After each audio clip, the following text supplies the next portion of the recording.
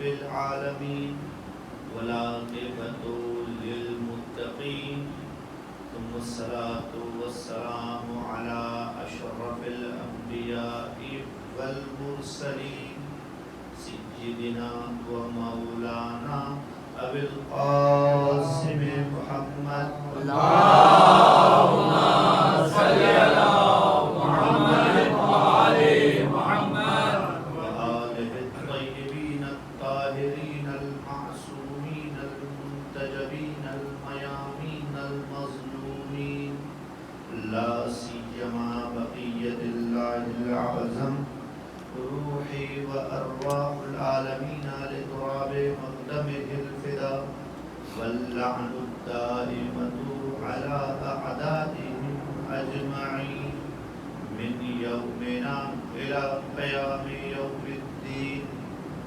أما بعد فقد قال الله تبارك وتعالى في محكم كتابه المجيد ومتقن كلامه المبين وقوله الحق. بسم الله الرحمن الرحيم. ومن يتق الله يجعل له مخرجا ويرزقه من حيث لا يحتسب ومن يتوكل على الله فهو حسبه إن الله بالغ أمره وقد جعل الله لكل شيء قدرا. اللهم صل على محمد وآل محمد. سورہ مبارک طلاق، اس سورہ کی دوسری آیت کا آخری ٹکڑا اور تیسری آیت یہ جڑے ہوئے ہیں، لہذا وہ آخری ٹکڑا اور تیسری آیت کی تلاوت کی آیت اس طریقے سے ہیں کہ تیسری آیت دوسری آیت کے آخر میں فرمایا کہ من یتق اللہ ومن یتق اللہ، اور جو خوف خدا رکھے یجعل لہ مخرجا، خدا اس کو صرف ایگزٹ دے گا، اس کو نکلنے کا راستہ عطا فرمائے گا. یہ ایک خدا کی عنایت ہے خوف خدا رکھنے والے کو، اور دوسری عنایت یہ ہے کہ وہ یرزقہ من حیث لا یحتسب، اور خدا اس آدمی کو یعنی متقی خوف خدا رکھنے والے کو وہاں سے رزق دے گا جہاں سے اسے گمان بھی نہ ہو. یہ دو جزا پروردگار عالم نے خوف خدا رکھنے والے کی بیان. پھر فرمایا کہ وَمَن يَتَوَكَّلْ عَلَى اللَّهِ، اور جس کا بھروسہ اللہ پر ہو فَهُوَ حَسْبُهُ، تو اس کے لیے اللہ کافی ہے. ان اللہ بالغ امرہ، خدا اپنا کام پورا کرتا ہے. خدا اپنے کام کو بلوغ تک پہنچاتا ہے، کمال تک پہنچاتا ہے. خدا اپنے امر کو مکمل کر کے چھوڑتا ہے. وَقَدْ جَعَلَ اللَّهُ لِكُلِّ شَيْءٍ قَدْرًا، اللہ نے ہر چیز کی تقدیر معین کی ہے. اب یہ آیت جو میں نے آپ کی خدمت میں تلاوت کرنے کا شرف حاصل کیا، اس میں دو موضوع ہیں. ایک موضوع میرا پچھلے سال کا ہے تو اس موضوع کو آگے نہیں بڑھائیں گے، اور ایک موضوع اس سال کا ہے اسی کو ہم آگے بڑھاتے ہیں.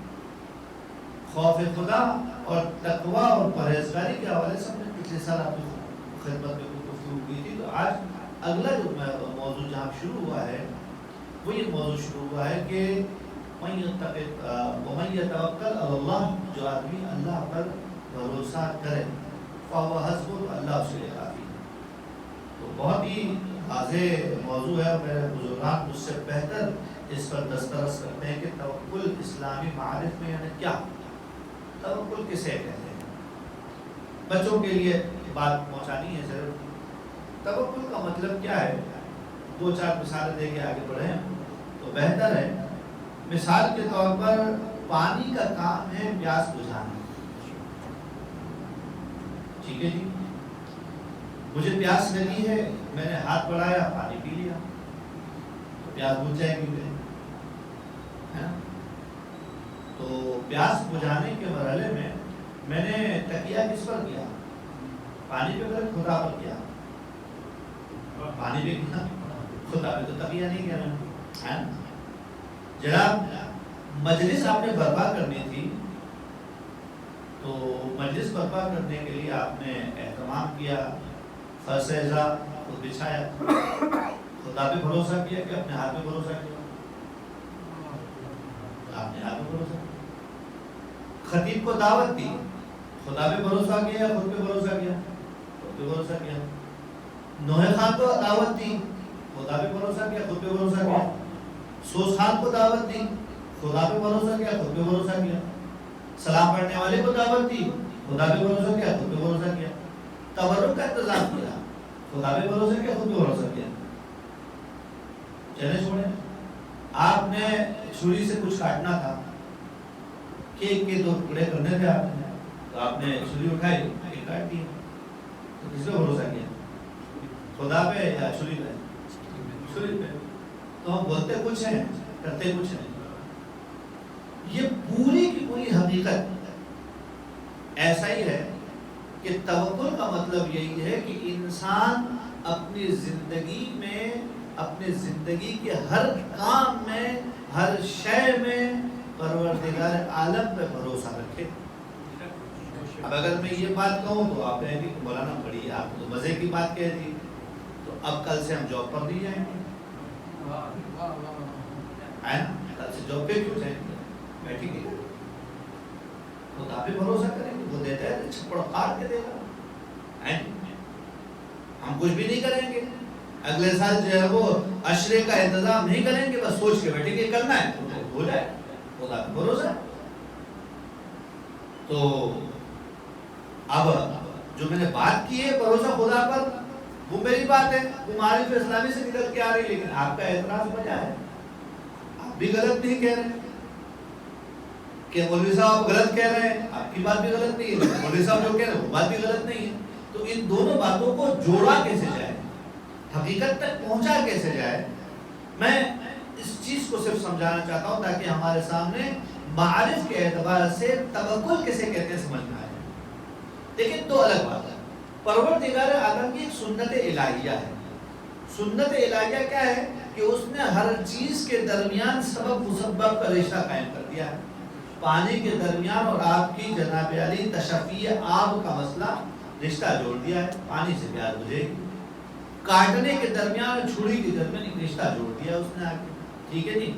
ایک لقمے کے درمیان اور آپ کی پیٹ کی بھوک کے درمیان اس نے رشتہ جوڑ دیا ہے۔ یہ جو رشتہ جوڑا ہے پروردگار عالم سے ہم کہتے ہیں عالم الاسباب۔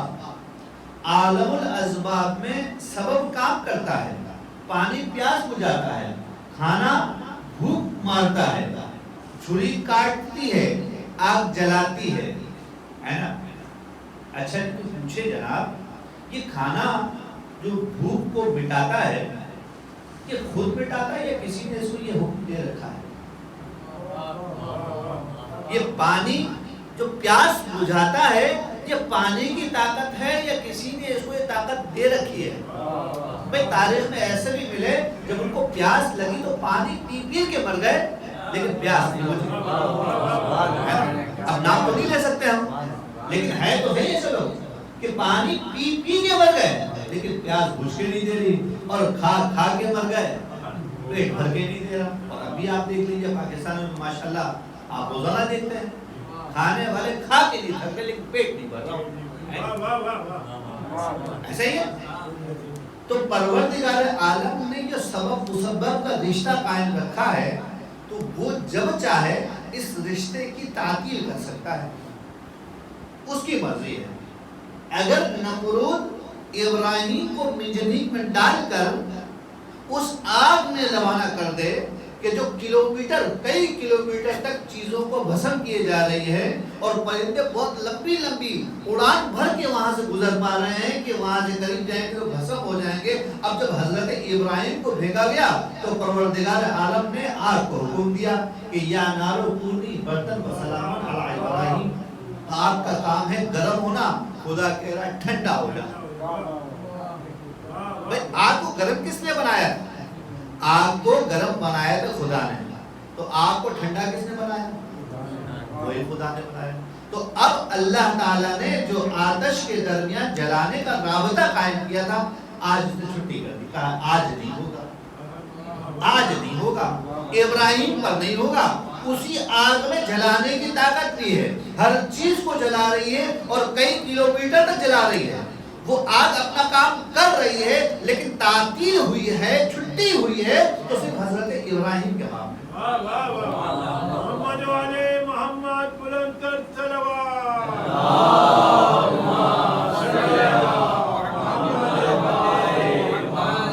آگ کا کام تو جلانا اور جلا بھی رہی ہے، لیکن یہ عجیب آگ ہے، کسی کے لیے گرم ہے، کسی کے لیے ٹھنڈی ہے۔ خدا چاہے تو ہو سکتا ہے چھری جو حضرت اسماعیل کے گلے پر حضرت ابراہیم نے رکھی، وہ چھری حضرت اسماعیل کا گلا نہیں کاٹ پا رہی ہے، لیکن اسی چھری نے دمبا کاٹ دیا ہے نا۔ تو وہی چھری ہے، کاٹنا کام ہے، لیکن پروردگار عالم کا جب آرڈر آیا تو یہاں چھٹی، یہاں چلو۔ اب اگر یہ سبب سمجھ میں آ جائے تو انسان کو خدا پر بھروسہ کامل ہو جائے گا۔ اب مثال کے طور پر کام بنتا ہوا نظر نہیں آ رہا ہے نا، تو ہماری تو عادت ہے جب کام بنتا ہوا نظر نہیں آتا تو خدا کے پاس آتے ہیں، ہوتا تو کچھ کر دیتا ہے، وہ تو کچھ بھی کر سکتا ہے نا، وہ تو کچھ بھی کر سکتا ہے، یہ تو سب کرتے ہیں۔ بات یہ ہے کہ جب کام بن رہا ہو، اب خدا پہ بھروسہ ہے، تب بات بنے گی۔ جب تمہارے ہاتھ میں چھری بھی ہے، تمہارے ہاتھ میں کیک بھی ہے، کاٹنے کو تیار بھی ہو، طاقت بھی ہے، سب کچھ چل رہا ہے، اب خدا آتا ہے بیچ میں، اب خدا بیچ میں آتا ہے۔ تمہیں چھری پہ بھروسہ ہے، زور بازو پہ بھروسہ ہے، کیک پہ بھروسہ ہے، خدا کہاں ہے؟ کام جب بن رہا ہو تو وہاں پر بھی تو خدا ہے۔ خدا سے انسان اگر یہ بھروسہ رکھے اور چھری کو اس لیے کاٹ چلائے کہ مجھے وظیفہ ہے کہ چلاؤں، ورنہ چھری کی طاقت کاٹنے کی نہیں ہے، طاقت تو اس نے دے رکھی ہے۔ مثال تھوڑی کڑوی کر دیتا ہوں اور مزہ آئے گا آپ کو۔ طبیب کا کام ہے معالجہ کرنا، کوئی مریض ہو گیا، وظیفہ کیا ہے؟ طبیب کے پاس جاؤ، وظیفہ یہی ہے نا، نہیں جاؤ گے تو گناہگار ہو جاؤ گے، علاج کون کرے گا تمہارا؟ فَإِذَا مَرِضْتُ فَهُوَ يَشْفِينِ، جب میں مریض ہوتا ہوں تو خدا مجھے شفا دیتا ہے، یا ڈاکٹر شفا دیتا ہے؟ شفا کون دیتا ہے؟ خدا یا طبیب؟ ہم سمجھتے ہیں طبیب دیتا ہے، طبیب نہیں دیتا ہے، طبیب کا تو ہاتھ ہے، طبیب کے اوپر خدا کا ہاتھ ہے۔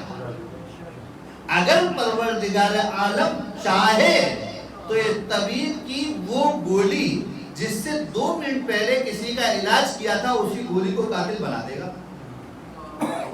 اور پھر تم ڈھونڈتے رہ جاؤ گے کہ یہ مرا تو کیسے مرا، یہ مرا تو کیسے مرا۔ اتنا زبردست رشتہ ہے کہ مولا علی بن ابی طالب علیہ السلام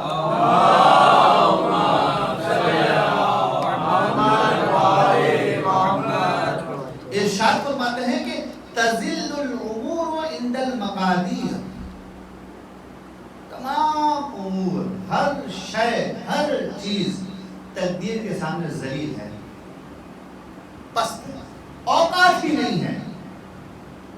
امور کیا ہے؟ امر یہ چھری کا کاٹنا، پانی کا پیاس کو جانا، غذا کا پیٹ بھرنا، ہاتھ کا حرکت کرنا، چل کر مسجد تک جانا، سوالوں کا اسباب ہے۔ یہ سب کے سب تقدیر کے سامنے ذلیل الخوار ہے۔ کیوں؟ کیونکہ تم اگر ان پہ بھروسہ کر رہے ہو تو تمہاری توحید کہاں ہے، اور اگر تم ان پر چل نہیں رہے ہو تو تمہاری اطاعت کہاں ہے۔ اب دوسرا پہلو آ گیا، یہ نہیں کہہ رہے کہ طبیب کے پاس نہیں جانا ہے، یہ نہیں کہہ رہے کہ نوکری پر نہیں جانا ہے، یہ نہیں کہہ رہے کہ کاروبار نہیں کرنا، یہ نہیں کہہ رہے کہ چھری نہیں چلانی، یہ نہیں کہہ رہے کہ پانی نہیں پینا، یہ نہیں کہہ رہے کہ کھانا نہیں کھانا، یہ سب کرنا پڑے گا، نہیں کرو گے تو گناہگار ہو جاؤ گے، یہ تمہاری ذمہ داری ہے۔ لیکن جب یہ کام کرو تو کام میں چاہے تمہارے ہاتھ میں ہو چاہے تمہارے ہاتھ میں نہ ہو، ہر جگہ یہی بات کہ پروردگارا یہ کام جو کر رہا ہوں نا تیرے حکم سے کر رہا ہوں نا، تو تکمیل پر تو ہی پہنچائے گا، کمال تو ہی عطا کرے گا، وجود تو ہی بخشے گا، ورنہ نہ میری اوقات ہے نہ اس کی اوقات ہے، نہ میری اوقات ہے نہ طبیب کی اوقات ہے، نہ میری اوقات ہے نہ پانی کی اوقات ہے، نہ میری اوقات ہے نہ چھری کی اوقات ہے، نہ میری اوقات ہے نہ کسی حکیم کی اوقات ہے، اوقات تو تیری ہے۔ تو چاہے گا تو ہو جائے گا، اور تو چاہے گا تو غلط چیز سے بھی صحیح نتیجہ نکل آئے گا۔ تو یہ عقیدہ، بھروسہ ایک الگ چیز ہے، عمل ایک الگ چیز ہے۔ عمل کرنا تمہارا وظیفہ ہے، بھروسہ کرنا تمہارا ایمان ہے۔ اب اگر بات یہاں تک آئی تو تھوڑا آگے بڑھتے ہیں کہ توکل کا راستہ یہی ہے، اللہ پر جب بھروسہ کرنا ہو تو یہی ہے۔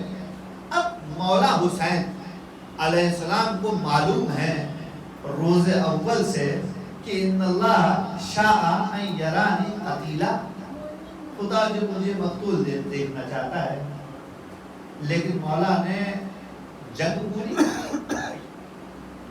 مولا جب خدا چاہتا ہے آپ کو قتیل، آپ کو شہید، تو آپ تلوار کیوں اٹھاتے ہیں؟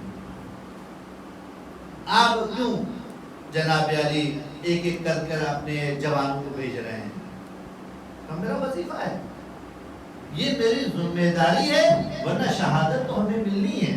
ہم شہادت کے لیے کفن باندھ کر آئے ہیں، ہم جو جنگ کر رہے ہیں وہ شہادت سے گریز نہیں ہے، شہادت تو ہمیں نصیب ہونی ہے، وہ پروردگار عالم نے لکھ دی ہے۔ لیکن یہ معرکہ کربلا جو انجام دیا جا رہا ہے یہ تاریخ میں رقم ہوگا، اور پتہ چلے گا کہ مولا حسین کی کیا ذمہ داری پروردگار عالم نے طے کر رکھی تھی۔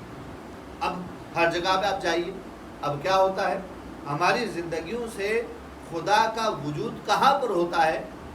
جب ہمارا چاقو نہیں چلتا، جب ہمارا طبیب نہیں چلتا، جب ہمارا بس نہیں چلتا، تو پھر باری آتی ہے کس کی؟ باری آتی ہے خدا کی، ہے نا؟ اگر اس کو پہلی مرتبہ سے ہم کرنا شروع کر دیں مرحلہ اول میں، تو اس کا مطلب کیا ہے کہ ہم توکل کے اعلیٰ مرتبے کو فائز ہیں۔ یہ ایمان کے کام تو ہو ہی جائیں گے اگر اس نے چاہا، اور اگر اس نے نہیں چاہا تو جتنا زور لگا لو کچھ ہونے والا نہیں ہے۔ اب تاریخ کہتی ہے کہ مولا اپنے گھر سے نکلے، راوی کہتا ہے کہ میں نے دیکھا کہ رات کا اندھیرا ہو رہا تھا، ہلکی ہلکی فوار ہو رہی تھی، اور اندھیرا ہے، فوار ہے، نظر کچھ نہیں آ رہا۔ میں نے محسوس کیا کہ امام گھر سے نکلے، میں تعاقب کے ان کے پیچھے پیچھے پیر دبائے چل رہا ہوں، کاندھے پہ کچھ لاد کر جا رہے ہیں۔ چلتے چلتے جو لادا ہوا ہے وہ امام کے ہاتھ سے گر گیا۔ وہ کیا تھا؟ وہ روٹیاں تھی جو فقراء کو امام تقسیم کرنے جا رہے ہیں۔ آپ نے کئی مرتبہ سنا ہوا واقعہ، لیکن اس واقعے میں سے جو چیز دیکھنے والی اس کو آج دیکھیے ذرا۔ اب وہ لاد کے لے کر جا رہے ہیں، اٹھایا ہوا ہے، اور اندھیرے میں راوی کہتا ہے کہ میں نے دیکھا کہ امام کے ہاتھ سے گر گیا۔ میں نے دیکھا کہ امام جھک گئے اور ہاتھ سے ٹٹول رہے ہیں، اور زبان کہہ رہی ہے پروردگار جو میرے ہاتھ سے چلا گیا ہے دوبارہ میرے ہاتھ تک پہنچا دے۔ بھی ہاتھ سے گرا ہے، ابھی ٹٹولیں گے تو کتنی دیر لگے گی ملنے میں؟ کتنی دیر لگے گی؟ بھائی تھیلے میں ہے نا، گٹھری میں ہے، بکھرا ہوا تو نہیں ہے۔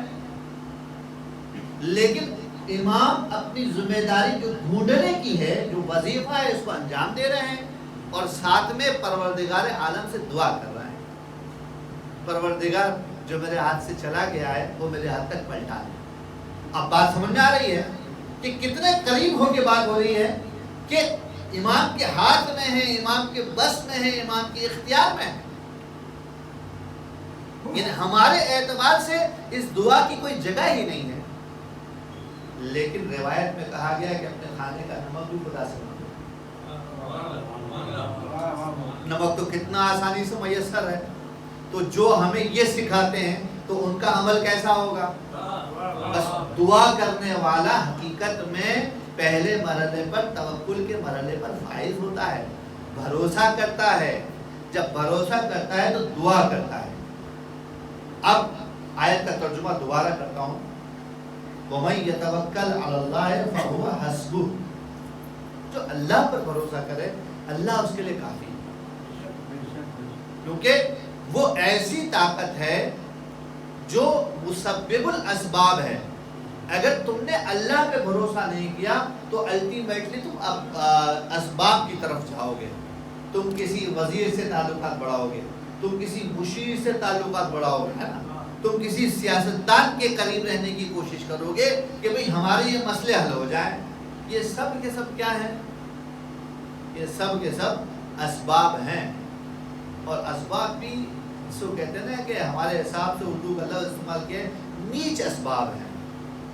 ان کی اوقات ہی کیا ہے کہ میں اپنے وقار کو، میں اپنی انسانیت کو، میں اپنے اعتبار کو ان لوگوں کے سامنے مجروح کروں. اگر میں ان کے پاس اس نیت سے جاؤں کہ میرا وظیفہ ہے تو ایک الگ انداز ہے، اور بھروسہ میرا خدا پر ہو، جا ان کی طرف رہا ہوں لیکن بھروسہ کس پر ہے؟ ممانعت جانے اور نہ جانے کی نہیں ہے، پانی کے پینے اور نہ پینے کی نہیں ہے، چھری کے چلانے اور نہ چلانے کی نہیں ہے. بات ہے عقیدے کی، بات ہے اعتقاد کی. بھائی تمہارا اعتقاد کیا ہے؟ تمہارا ماننا کیا ہے؟ تم کیا یہ مانتے ہو کہ اس کو خدا سبب بنا سکتا ہے؟ اور اگر ایسا ہے تو آپ کو نظر آئے گا کہ کربلا میں مولا حسین نے جناب علی اکبر کی پیاس کو ایک نگینے سے بجھایا. نہیں بجھایا؟ بجھایا. جب آئے جناب علی اکبر سوال کیا کہ بابا مجھے پیاس لگ رہی ہے، تو پہلے کہا تم اپنی زبان میرے دہن میں ڈالو. زبان ڈالی تو کہا تم اس بھی زیادہ پیاسے ہیں. کہا تم یہ نگینہ منہ میں رکھو. تو میرا سوال یہ ہے کہ مولا حسین حضرت علی اکبر کو بہلا رہے تھے. یہ عام انسان تو کر سکتا ہے، لیکن جس کا تعلق مسبب الاسباب سے ہے، اس ذات نے جو کام کیا اس کا بھروسہ یہ ہے کہ پانی تو نہیں ملا، پیاسے تو ہیں، لیکن اس کے باوجود علی اکبر کے لیے خاص سبیل کی جا رہی ہے کہ نگینے سے تمہاری پیاس بجھے. یہ ہے توکل کرنے والے، یہ ہے بھروسہ کرنے والے. اور اگر انسان کو پروردگار عالم کی ذات پر بھروسہ آ جائے تو پھر انسان کے پاس اس سے بڑی کوئی طاقت نہیں، کیونکہ تمام قدرتیں اس کے پاس ہیں، تمام اختیار اس کے پاس ہیں. وَعِندَهُ مَفَاتِيحُ الْغَيْبِ وَالسَّمَاوَاتِ، اس کے وَعِندَهُ مَفَاتِيحُ الْغَيْبِ، اللہ کے پاس غیب کی چابیاں ہیں. وَعِندَهُ خَزَائِنُ الْأَرْضِ وَالسَّمَاوَاتِ، اس کے پاس زمین و آسمان کے خزانے ہیں. اس ساری باتوں کا مطلب یہ نہیں ہے کہ جو ہم کر رہے ہیں وہ غلط کر رہے ہیں. وہ جو کر رہے ہیں وہ درست کر رہے ہیں، اور اس کے ساتھ جس عقیدے سے کر رہے ہیں اس کو تھوڑا سا ادھر ادھر کرنے کی ضرورت ہے، ورنہ جو زندگی ہے اسی پر چلے گی. کیونکہ سنت الہیہ یہی ہے کہ پروردگار عالم تمہاری پیاس کو بجھائے گا تو پانی سے، ہے نا، اور پروردگار عالم تمہیں رزق دے گا تو کوئی نہ کوئی تمہیں کام کرنا ہی ہے. لیکن اگر بات کو رزق سے جوڑ دیں اور آیت کے پہلے حصے کو دوبارہ ترجمہ کر لیں تو بات آگے بڑھ جائے گی. آیت کا پہلا حصہ کیا تھا؟ من یتق اللہ، جو خوف خدا رکھے، یجعل لہ مخرجا، پروردگار عالم اس کے لیے سیف ایگزٹ بناتا ہے، ایمرجنسی ایگزٹ بناتا ہے. تو سوال یہ ہے کہ ایگزٹ کسی مشکل سے بناتا ہے نا. دیکھیں آپ کسی مشکل میں پھنس گئے ہیں، الجھن میں پھنس گئے ہیں، پریشانی میں پھنس گئے ہیں، ایمرجنسی میں پھنس گئے ہیں، پھنسے ہوئے ہو تو اسے نکالے گا کون؟ خدا نکالے گا. تو پھنسایا کس نے؟ یہ بھی تو سوچو. عقیدہ پورا کرو، بات پوری کرو نا، ڈرتے کیوں؟ پھنسایا کس نے؟ پھنسایا بھی تو اس نے ہی ہے، یا نہیں پھنسایا ہے؟ یا کسی اور نے پھنسایا؟ کوئی اور طاقت ہے؟ تو پروردگار، پہلا سوال تو یہ ہے، پروردگار پھنسایا کیوں؟ تمہارا مرتبہ بھی تو بڑھانا ہے، تمہارا مقام بھی تو بڑھانا ہے، تمہاری عظمتیں بھی دینی ہے. ایک ماں اپنے بچے کو پیدل چلانے کے لیے انگلی سے پکڑ کے جب چلاتی ہے تو بیچ مجال میں انگلی چھوڑ دیتی ہے. ماں ہو، چھوٹا بچہ ہے، 2 سال بھی پورے نہیں ہوئے، انگلی چھوڑ دی، رحم نہیں آتا، ماں کہے کہ رحم کا تقاضا ہے، اس کے پاؤں مضبوط کر رہی ہوں میں، کمال کی طرف لے کر جا رہی ہوں۔ ماں اتنی محبت کرتی ہے تو یہ کرتی ہے، تو خدا تو 70 ماؤں سے زیادہ محبت کرتا ہے، تو لہذا جو 70 ماؤں سے زیادہ محبت کرتا ہے تو پھنساتا بھی وہی ہے۔ اگر یہ مان لیا کہ پھنسایا اس نے ہے تو یہ بھی مانو کہ نکال بھی وہی سکتا ہے، الجھایا اس نے ہے، آزمائش میں اس نے ڈالا ہے، تو نکالے گا کون؟ تو پہلے عقیدے کو درست کرنے کی ضرورت ہے۔ یہ بھروسے کی بات ہے کہ ہمارے پاس جو پریشانیاں آتی ہیں، جو روزگار میں تنگی ہوتی ہے، یہ بیماریاں آتی ہیں، الجھنیں آتی ہیں، گرفتار ہو جاتے ہیں، یہ سب کے سب مل کے حقیقت میں ہمارے مقام کو عظیم کرنے کے لیے آئے ہیں۔ یہ سب کے سب اس لیے آئے ہیں کہ ہم کو عظمت دینا چاہتے ہیں، ہمیں وقار دینا چاہتے ہیں، ہم جس منزل پر ہیں اس سے اوپر لینا چاہتے ہیں، ہے نا؟ اب اگر یہ بات سمجھ میں آ جائے تو شاید یہ بات میں نے پچھلے سال آپ کی خدمت میں کہی تھی، دوبارہ تکرار کر دیتا ہوں اس بات کی۔ اب اگر مصیبت آئے گی تو دنیا کیا کہتی ہے؟ صبر کرو، ہے نا؟ مصیبت کا تعلق صبر سے ہے، لیکن اہل بیت کو دیکھو گے وہ مصیبت کا تعلق شکر سے جوڑتے ہیں۔ اہل بیت کی سیرت دیکھو، ان کا عمل دیکھو تو وہ کیا کرتے ہیں؟ مصیبت کو شکر سے جوڑتے ہیں۔ 11 محرم جناب زینب بھائی کے جنازے پر، ہے نا، کیا کہہ رہی ہے؟ بے لاش، بے سر کا لاشا ہے، بے لباس لاشا ہے۔ 3 جملے کہے تھے، ایک خدا سے کہا، ایک بھائی سے کہا، ایک نانا سے کہا۔ اب ایک جملہ پڑھ رہا ہوں، خدا سے کہا ربنا تقبل منا ھذا القرآن، خدا ہماری قربانی قبول کر، یہ مقام شکر ہے۔ اہل بیت کی زندگی میں نظر آتا ہے کہ جہاں مصیبتیں ہوتی ہیں وہاں وہ شکر کرتے ہیں، صبر نہیں کرتے، کیونکہ اگر مصیبت پہ آپ صبر کرو تو اس کا مطلب یہ کہ تم خدا کے دائرے میں ہو، لیکن اس مصیبت کو تم اس انداز میں دیکھو کہ خدا نے تمہیں اس قابل جانا کہ تمہیں یہ مصیبت دے، تو اس مصیبت کو تم نعمت سمجھو گے، جب نعمت سمجھو گے تو شکر کرو گے، جب تم نعمت سمجھو گے تو کیا کرو گے؟ شکر کرو گے۔ اب بات کہیں سے کہیں پہنچ رہی ہے، آ کے بات آ رہی ہے، لوگ صرف اس کو دیکھتے ہیں کہ خدا مصیبتوں سے نکالتا ہے، تو مصیبتوں میں ڈالتا کون ہے؟ وہ بھی تو خدا ڈالتا ہے۔ اگر اس مصیبت کو تم نے یہ دیکھا کہ خدا نے مصیبت کے لیے مجھے انتخاب کیا ہے تو مجھے کچھ دیکھا تو ہے، ہمیں کو تو نہیں دیتا یہ والی مصیبت جو مجھے دی ہے، یعنی کہ مجھ میں کچھ کمال دیکھا ہے، کمال دیکھا ہے، تو اب مجھے آگے جو چیز کرنی چاہیے وہ سجدہ شکر کرنا چاہیے کہ پروردگار عالم تیرا شکر ہے کہ تو نے مجھے اس قابل سمجھا کہ مجھے یہ مقام عطا کرے، یہ مصیبت مجھ پر ڈالے۔ صاحبہ خانہ کے لیے بڑی مصیبت ہے ان ایام اعظام میں ان کے والد کا ان سے جدا ہوتا ہے، وہ والد کے جو ہمیشہ اس عشرے میں ساتھ رہے ہیں، کل وہ ہمارے سامنے ہوا کرتے تھے، آج اس عشرے کے اندر وہ ایک مصیبت میں گرفتار ہیں، لیکن فرش ازا قائم ہے، فرش ازا قائم ہے، وہ نہیں ہے، لیکن ان کے بعد بھی جو سلسلے کی بنیاد ان کی طرف سے رکھی گئی ہے وہ سلسلے چل رہی ہے۔ اب اگر اس نیت سے دیکھو، اس نگاہ سے دیکھو کہ جناب ارتضیٰ صاحب ہمارے درمیان نہیں رہے، مصیبت عظمیٰ ہے، لیکن اس نیت سے دیکھو کہ ارتضیٰ صاحب نے اپنی اولاد کو جو تربیت دی، جو سکھایا، وہ سیکھ ابھی تک چل رہی ہے، وہ اجر پا رہے ہیں۔ یہ منزل شکر ہے اولاد کے لیے کہ پروردگار عالم کہ آپ نے ہمیں وہ والد عطا کیے کہ جن کا سکھایا ہوا سبق ہم انجام دے رہے ہیں، اس کام کو پڑھے جا رہے ہیں۔ یہ منزل شکر بن جاتی ہے، دیدگاہ بدل جاتی ہے، واقعہ نہیں بدلتا۔ واقعہ پھر وہی واقعہ ہے کہ باپ کی جدائی ہوئی ہے، واقعہ وہی واقعہ ہے کہ وہ آج ہمارے درمیان ہوتے لیکن نہیں ہے۔ اب دنیا اس پہ صبر کرتی ہے اور اہل بیت کے مقام پہ جائیے تو وہ اس پہ شکر کرتے ہیں۔ شکر اس بات پر نہیں کہ وہ یہاں سے چلے گئے، شکر اس بات پر کہ آج ان کا کام ہم انجام دے رہے ہیں۔ ورنہ کون انسان ہے کہ جو اپنے باپ کی جدائی پر شکر کرے؟ وہ گریہ کرے گا، فراق کو محسوس کرے گا، جدائی کو محسوس کرے گا اور صبر کرے گا.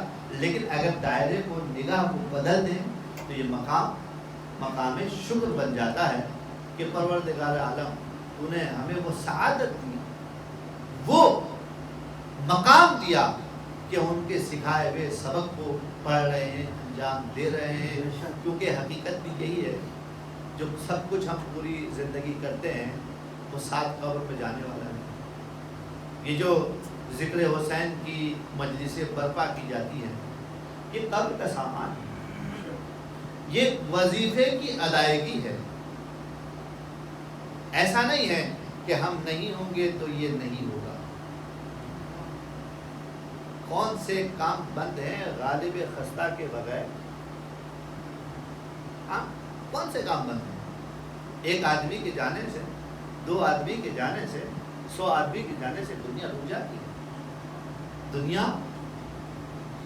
چلتی رہتی ہے، لیکن وہ جو آدمی اپنی سعادتیں لے کر گیا ہے وہ اس کے کام آنے والی، وہ اس کے کام آنے والی. صالح اولاد جو چھوڑ کے گیا ہے وہ اس کے کام آنے والی ہے. لہذا مقام جو بات کر رہا تھا، آیت کا ترجمہ مکمل کر لوں کہ من یتق اللہ، جسے خوف خدا ہو، جو تقوی الہی اختیار کرے، یجعل لہ مخرجا، پروردگار عالم اسے مصیبتوں سے نجات دیتا ہے. کیونکہ جو آدمی مصیبت پہ فلاپ ہو جائے نا، وہ نجات یافتہ نہیں ہوتا، ہلاک یافتہ ہوتا ہے. مصیبت آئی ہے، پریشانی آئی ہے، پریشانی میں تمہیں کامیاب ہو کر نکلنا ہے. اس کے 2 ہی راستے ہیں، یا صبر کر کے نکلو یا شکر کر کے نکلو. اگر نکل گئے تو نجات پا لی، اور اگر تمہارے پاس نہ صبر ہے نہ شکر ہے، اس کا مطلب ہلاکت ہے. تم جس مقام پہ تھے اس سے گر گئے. پروردگار اب تمہیں زیادہ مواقع نہیں دینے والا ہے. یہ موقع جو آیا تھا اس مصیبت کا، یہ تمہارے موجودہ اسٹیٹس کی وجہ سے آیا تھا. اگر تم فیل ہو جاتے تو نیچے چلے جاؤ گے، پھر اوپر جانے کے لیے تمہیں مزید محنت کرنی پڑے گی. پھر فرمایا کہ وَيَرْزُقْهُ مِنْ حَيْثُ لَا يَحْتَسِبُ، اور پروردگار عالم اس خوف خدا کر رکھنے والے کو وہاں سے دیتا ہے جہاں سے گمان ہی نہیں ہوتا. ہماری طریقہ کیا ہے؟ ہمارا طریقہ یہ ہے کہ کبھی کسی سے دعا بھی کرواتے ہیں تو کہتے ہیں مولوی صاحب میں نے کاروبار لگایا، دعا کریں اس میں برکت ہو. تم کہاں سے مانگ رہے ہو؟ اس کاروبار سے مانگ رہے ہو. اور خدا کیا کہتا ہے کہ میں وہاں سے دوں گا جہاں سے گمان ہی نہیں. تمہارا فوکس کہاں پر ہے؟ کہاں؟ نوکری. مولانا صاحب دعا کیجیے تنخواہ بڑھ جائے، ہے نا؟ ہمارے پاس تو یہی آتے ہیں، دعا کیجیے تنخواہ بڑھ جائے. تم رزق بڑھانا چاہتے ہو کہاں سے؟ جہاں سے تمہیں گمان ہے. سنت الہیہ کیا ہے؟ وہ وہاں سے دیتا ہے جہاں سے گمان نہیں ہے. تو پروردگار عالم کو باؤنڈ کیوں کرتے ہو؟ یہ کیوں باندھتے ہو اس کو خدا یہیں سے دے؟ یہ تو نوکری جو کر رہا ہوں میرا وظیفہ ہے، کاروبار جو کر رہا ہوں وظیفہ ہے میرا. اب خدا تیری مرضی جہاں سے دے دے، کیونکہ تیری سنت کیا ہے؟ تیری سنت من حیث لا یحتسب. کسی نے چھٹے امام سے سوال کیا کہ یہ جو آیت آئی ہے من یتق اللہ، بیچ میں چھوٹ سینسر کر کے جوڑ رہا ہوں، من یتق اللہ یرزقہ من حیث لا یحتسب، بیچ میں جملہ تھا لیکن دونوں کا ایک ہی وہ ہے کہ جو پروردگار عالم کا خوف اختیار کرے اسے پروردگار عالم رزق دے گا وہاں سے جہاں سے گمان نہیں ہوگا. تو راوی بڑا چلاک تھا، سینسیبل تھا، سمجھدار تھا. مولانا سے پتہ کی بات پوچھی. مولانا نے پوچھا یہ جو پروردگار عالم نے قید لگائی ہے من حیث لا یحتسب، یہ رزق کی قید ہے یا متقی کی قید ہے؟ اب علمی سوال پوچھا اس نے. مطلب کیا ہے کہ اگر متقی کی قید ہے تو اس کا مطلب یہ کہ متقی کو وہاں سے دے گا جہاں سے گمان نہ ہو، دوسروں کو کہاں سے دے گا بات الگ ہے. اور اگر یہ قید رزق کی ہے تو اس کا مطلب ہے جس کو بھی رزق دے گا وہاں سے دے گا جہاں سے گمان نہیں. سوال پتے کا کیا اس نے، اور امام نے کہا کہ یہ قید ہے رزق کی، یعنی کہ پروردگار عالم جس کو بھی رزق دیتا ہے من حیث لا یحتسب دیتا ہے. بس متقی کو خوبی کیا ہے کہ اسے رزق دیتا ہے. خوف خدا ہو تو خداوند متعال تمہیں رزق دینا ہے. خدا رزق تو سب کو دیتا ہے، کافر کو دیتا ہے، مشرک کو دیتا ہے، مسلمان کو دیتا ہے، مومن کو دیتا ہے، مجوسی کو دیتا ہے، ہاں دیوبندی کو دیتا ہے، ناصبی کو دیتا ہے. کس کو نہیں دیتا؟ رزق تو سب کو دیتا ہے. تو پھر یہ کیا بات ہو رہی ہے؟ اس آیت میں تو بات ہو رہی ہے کہ جو خوف خدا رکھے اسے رزق دے گا. اور سنت الہیہ کیا ہے؟ خدا سب کو رزق دیتا ہے کیونکہ سب خدا کے بندے ہیں، تو کوئی مطلب ہی نہیں بنا، تو کون سا کمال ہوگا؟ تو علماء نے تفسیر کی کہا کہ رزق کی 2 قسمیں ہیں، رزق عام، رزق خاص۔ رزق عام یہ سب کو ملتا ہے، مانگو نہ مانگو، اطاعت کرو نہ کرو، وہ پروردگار عالم سب کو دیتا ہے، لیکن رزق خاص ہے وہ ہر ایک کو نہیں دیتا، تو اس پہ کچھ کوالٹیز ہونی چاہیے۔ ان میں سے ایک کوالٹی اس آیت میں بیان کی کہ خوف خدا ہو، تو خوف خدا ہوگا تو تمہیں رزق عام نہیں، رزق عام تو تم کافر بھی ہوتے تو ملتا، پینے کو پانی ملے گا، کھانے کو کھانا ملے گا، سانس لینے کو آکسیجن ملے گی، اولاد ملے گی، نسل ملے گی، کیا نہیں ملے گا تمہیں؟ لیکن یہ رزق عام ہے، رزق خاص چاہیے جو اسپیشل بنو۔ وہ اسپیشل بننے کے بعد یعنی ایک کوالٹی یہاں پہ بیان ہے کہ خوف خدا، اگر خوف خدا رکھو گے تو پروردگار عالم تمہیں رزق دے گا۔ کون سا رزق دے گا؟ رزق خاص۔ رزق خاص کیا ہے؟ رزق خاص یہ ہے محبت اہل بیت۔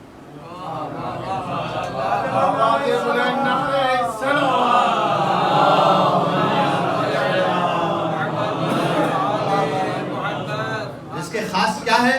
رزق خاص یہ ہے کہ تمہارے کو صالح اولاد ملی ہے۔ رزق خاص کیا ہے؟ رزق خاص یہ ہے کہ تمہیں خدا نے حرام سے دور رکھا ہوا، رزق تو سب کو مل رہا ہے، حرام سے بھی لے رہا ہے، لیکن رزق خاص جب مل رہا ہے تو تمہیں ڈیڈیکیشن کے ساتھ پروردگار عالم پاک پاکیزہ مال عطا فرمائے گا۔ رزق خاص اب مثالیں، رزق خاص اولاد کو رزق کہا گیا، علم کو رزق کہا گیا۔ خوف خدا ہو، مجالس اہل بیت میں شرکت کرو گے تو کچھ نہ سیکھ کے تو جاؤ گے ہی نا، عقیدہ سیکھ کے جاؤ گے، علم سیکھ کے جاؤ گے، معرفت لے کے جاؤ گے، یہ ہر ایک کو ملے گا۔ بھائی مجلس میں کیوں آئے تھے؟ خوف خدا تھا۔ سیدہ کے فرزند کی مجلس سے ہم نہ جائیں تو کیا جواب دیں گے؟ ہے نا، خوف خدا تھا، پہنچ گئے، تو یہاں سے اٹھ کے جاؤ گے تو خالی ہاتھ نہیں جاؤ گے۔ کوئی ذاکر ہو، کوئی بیان کرنے والا ہو، اگر تم خوف خدا کے ساتھ آؤ گے نا تو خالی ہاتھ نہیں جانے والے ہو، یہ لکھیں، کیونکہ پروردگار عالم کی سنت بڑی عجیب ہے، سنت الہیہ بڑی عجیب ہے کہ پروردگار عالم کبھی کیا کرتا ہے؟ مردہ سے زندہ نکالتا ہے، کبھی زندہ سے مردہ نکالتا ہے۔ یخرج الحی من المیت و یخرج المیت من الحی، یہ کیا ہے؟ سنت الہیہ ہے۔ ایک آدمی ہے اس کے اندر کوئی کمال ہی نہیں ہے، نہ اہل بیت کو مانتا ہے، نہ مقام کو مانتا ہے، کچھ بھی نہیں مانتا ہے، وہ مردہ ہے، اس کی اولاد جو ہے وہ پکا مومن نکلا ہوا ہے، مردے میں سے زندہ نکال دیا، مردے میں سے زندہ نکال دیا۔ اور ایک ایسا بھی ہے کہ بڑا پرہیزگار ہے، روزے دار ہے، عزادار ہے، اولاد دیکھیے سر جھک جاتا ہے، تو مردہ میں سے زندہ نکالتا ہے تو زندہ میں سے مردہ نکالتا ہے۔ اب جن والدین کی اولاد ان کی بات نہ سمجھ پا رہی ہو تو اپنے آپ کو کوڑنے کی ضرورت نہیں ہے، وہ اس کا نصیب ہے۔ تمہارا وظیفہ تھا تربیت کرنا، تمہاری ذمہ داری تھی سکھا دینا، پڑھا دینا، اس سے زیادہ تو کچھ بھی نہیں تھا نا۔ اب اس کے باوجود بھی وہ رائے ہدایت پہ نہیں آیا تو تمہارے کوڑنے سے کیا ہوگا؟ اب اگر حضرت نوح بگڑے ہوئے بیٹے کے لیے پروردگار عالم سے کہے کہ پروردگار اسے بچا لے، تو پروردگار کیا کہتا ہے؟ انہو لیس من اہلک، یہ تمہارا اہل نہیں ہے، تمہارے سلب سے نکلا ہے لیکن اہل نہیں ہے۔ اور اگر سلب سے نہ نکلا ہو، عظمت والا ہو، تو رسول کہتے ہیں سلمان منا اہل البیت، سلمان ہم اہل بیت میں سے۔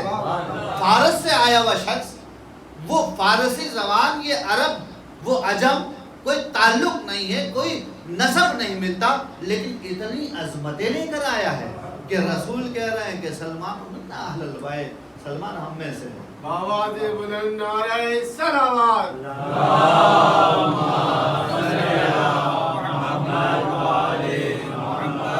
اس حساب سے ان والدین کو شکر کرنا چاہیے کہ پروردگار عالم تو نے ہماری نسل میں ایسی اولاد رکھی تو اہل بیت کی چاہنے والی، کیونکہ یہ تو ہمارے بس میں نہیں ہے۔ اگر اس نے یہ چاہا تو معاملہ بالکل برعکس ہو رہا ہے۔ بس میں نے بہت رحمت دیا، بات مکمل ہوئی، آیت کا ترجمہ مکمل کر رہا ہوں کہ وَمَن يَتَوَكَّلْ عَلَى اللَّهِ، اور جس پر کا بھروسہ اللہ پر ہو فَهُوَ حَسْبُهُ، وہ اللہ اس کے لیے کافی ہے، اسے کہیں جانے کی ضرورت نہیں، کسی اور کو بھروسہ کرنے کی ضرورت نہیں۔ ان اللہ بالغ امرہ، خدا جب ٹھان لیتا ہے نا کسی کی، تو یہ خدا کے بارے میں یہ لفظ یہ ٹھان لینا، ہمارے اندر ہم کہتے ہیں ارادہ کرنا، اور ارادہ شدید ہو تو ہم کہتے ہیں ٹھان لیا، ایسے ہی نا، کبھی خواہش ہوتی ہے پھر ارادہ ہوتا ہے، اور ارادہ شدید ہو تو ہم کہتے ہیں بھائی اس نے ٹھان لی ہے، کر کے چھوڑے گا۔ خدا میں ٹھاننے کا کوئی معنی نہیں ہے، تو عرفی بات ہے، ورنہ خدا کا ارادہ ہی ایسا ہوتا ہے کہ یہاں ارادہ کرتا ہے تو وہ ہو جاتا ہے نا۔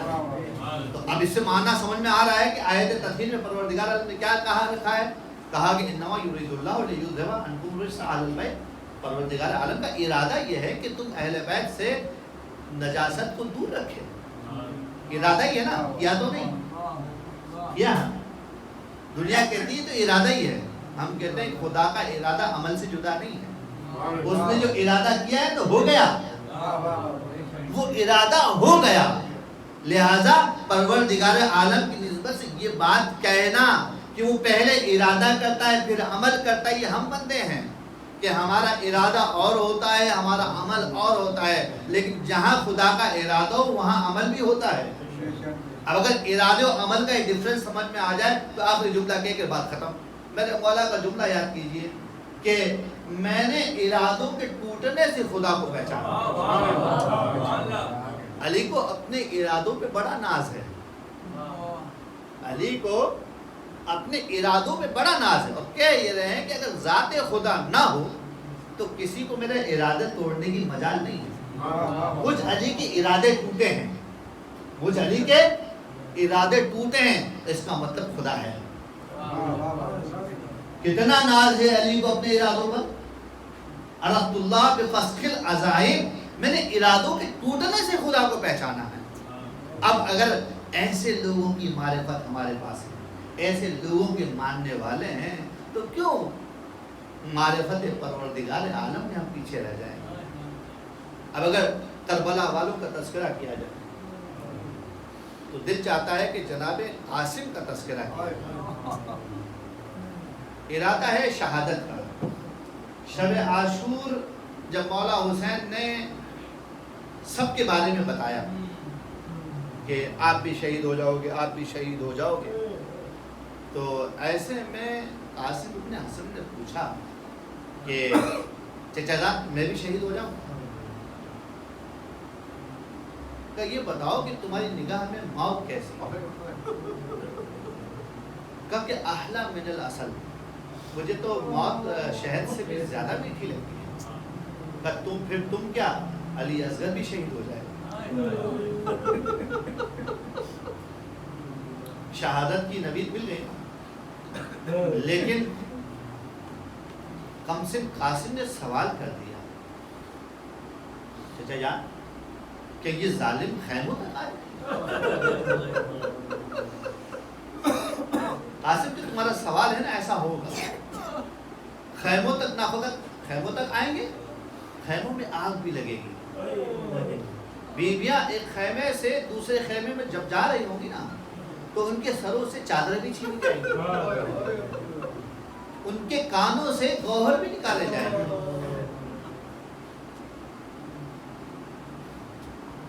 ان کے مقام کا لحاظ نہیں کیا جائے گا، لیکن قاسم اس شب عاشور میں کہہ رہے ہیں کہ چچا جان یہاں پر بھی آ جائیں گے، یعنی جناب قاسم کی غیرت گوارا نہیں کر رہی ہے۔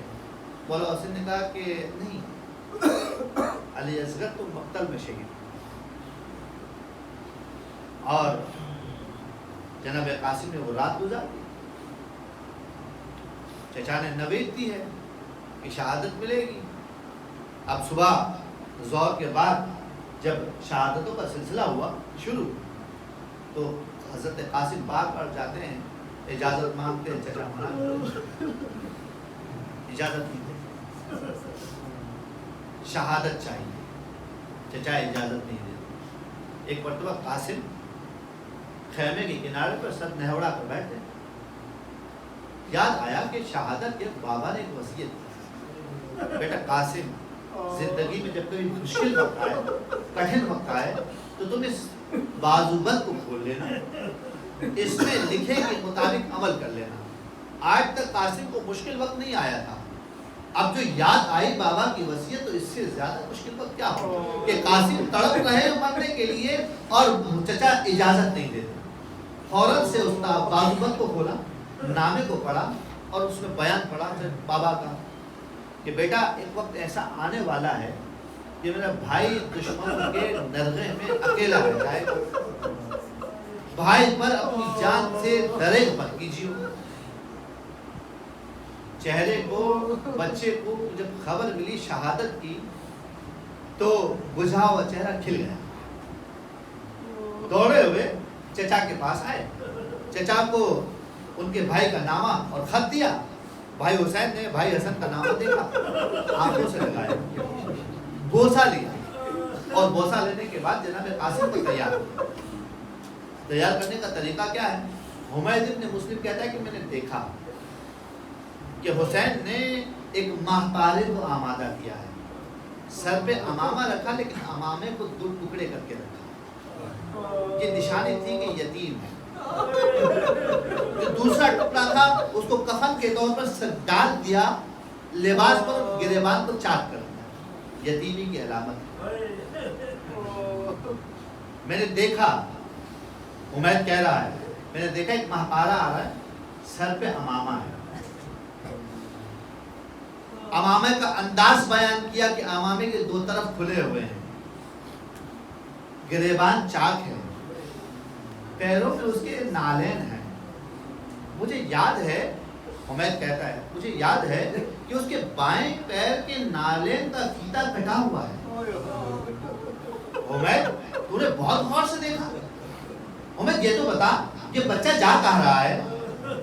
یہ جہاد کرنے جا رہا ہے، تو جہادی کے سر پہ خود ہوتا ہے، جہادی کے سینے پہ زرہ ہوتی ہے، تو مجھے یہ تو بتا کہ قاسم کے سر پر خود ہے، قاسم کے سینے پہ زرہ ہے۔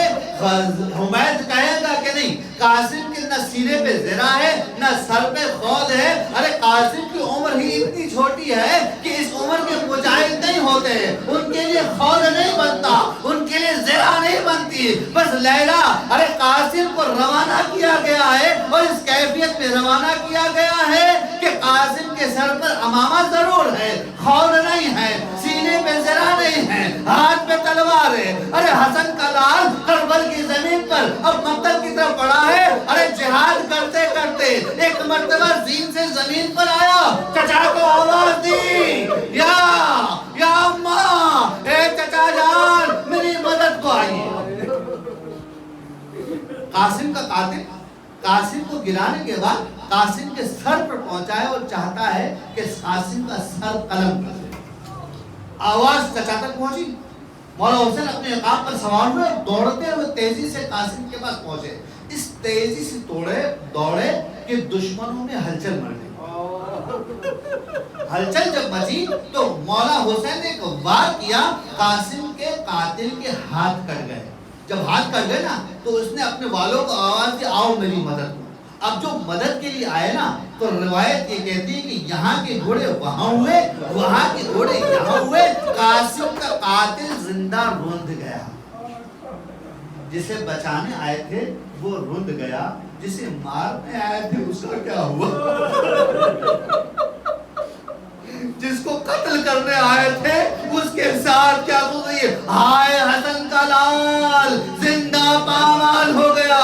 ایک مرتبہ جب گرد چھٹی نا، ایک مرتبہ مولا حسین قاسم کے پاس گئے، بیٹھ گئے اور کہا، بیٹا قاسم، چچا بڑا افسوس کرتا ہے کہ تو اپنے چچا کو مدد کے لیے پکارے، چچا مدد کے لیے نہ آ سکے، اور جب آئے تو حالت یہ ہے۔ ایک مرتبہ بھتیجے نے چچا کی گود میں دم توڑ دیا۔ ارے قاسم کی کمسلی ہے، حسین کی عمر 57 برس ہے، قد بلند ہے، قاسم قد کوتا ہے۔ حمید کہتا ہے کہ میں نے دیکھا کہ حسین نے قاسم کو اٹھایا، قاسم کا سینہ حسین کے سینے پر۔ ارے قاعدے سے تو قاسم کے پیر حسین کی پنڈلیوں تک آنے چاہیے تھے، لیکن حمید کہتا ہے جب قاسم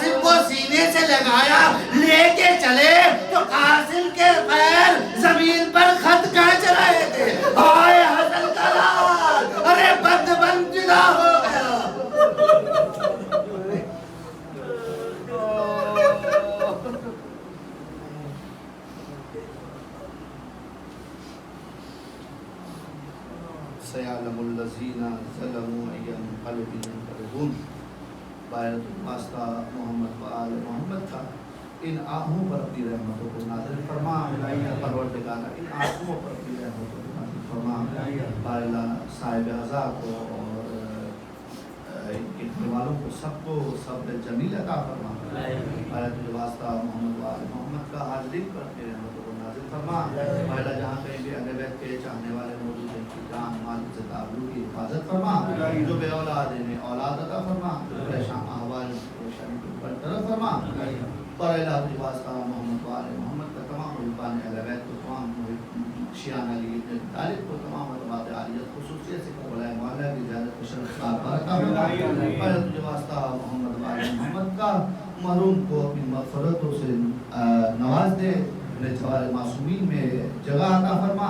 اللہ واسطہ محمد و آل محمد کا اپنی آخری عزت کے دور میں تعجیل عطا فرما.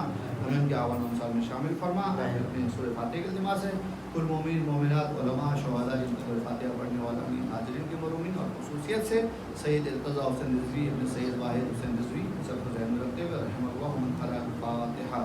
بسم اللہ الرحمن الرحیم. الحمدللہ رب العالمین الرحمن الرحیم مالک یوم الدین. إياك نعبد وإياك نستعين اهدنا الصراط المستقيم صراط الذين أنعمت عليهم غير المغضوب عليهم ولا الضالين.